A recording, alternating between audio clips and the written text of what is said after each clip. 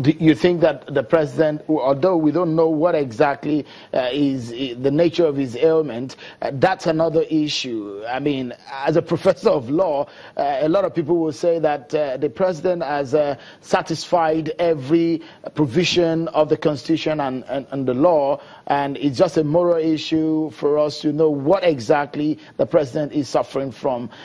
You're saying that the president could have been ill, whatever ailment he was suffering from.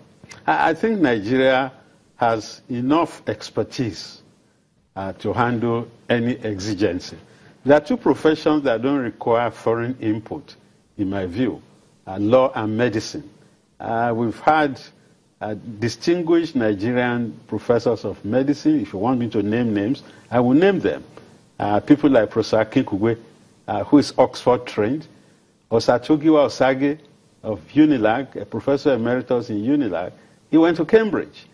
Then you have the younger people who went to the best medical schools you can think of. Only recently we heard of the return of a Nigerian who is in Emory, the son of the general. So I was told in Canada last year by some people that the best neurosurgeon, the most acclaimed neurosurgeon in North America was a fellow from Akwa Ibom. So don't say that we don't have expertise. What we lack is what I call the enabling environment. I think this should be a learning period for the president to now do something drastic in order to bring a medical system up to speed. Like declaring a state of emergency in the health sector? I agree with you. Yeah, he has to learn from his experience that you need to jack up the capacity of Nigerians to answer all medical queries. I was in India a few years back, and the tourist who was showing us around, he pointed to hospitals where Nigerians go to die. I was not amused at all. And Nigerians, we have competent hands. Just give them the necessary tools, and they will deliver the goods. So what we can learn from the experience of Yaradua and the experience of our president is that we need to improve our healthcare facilities. We don't need to go abroad. We can even bring the Nigerian experts abroad to come home and consult the president. It's Nigeria we are talking about, not a banana republic. You know?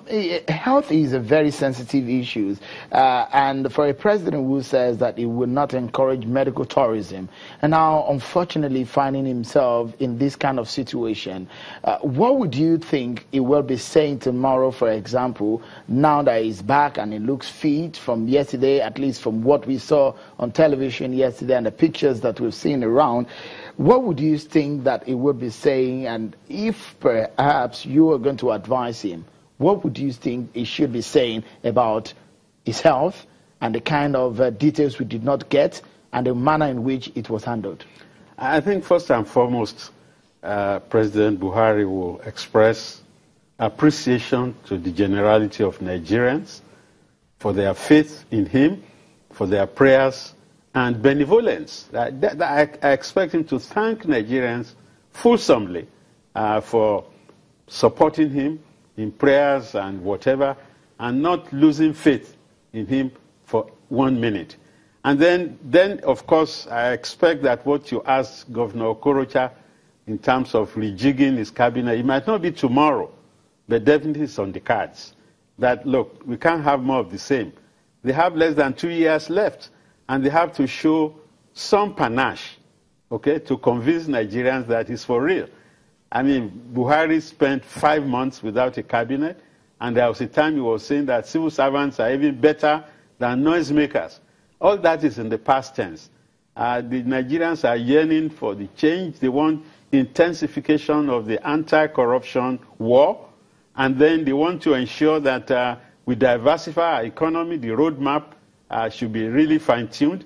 Everybody now knows that oil will be no longer a very important issue in the next 20 years. Okay. Up next on the program, heavy workload and truckload of expectations from a recuperating president.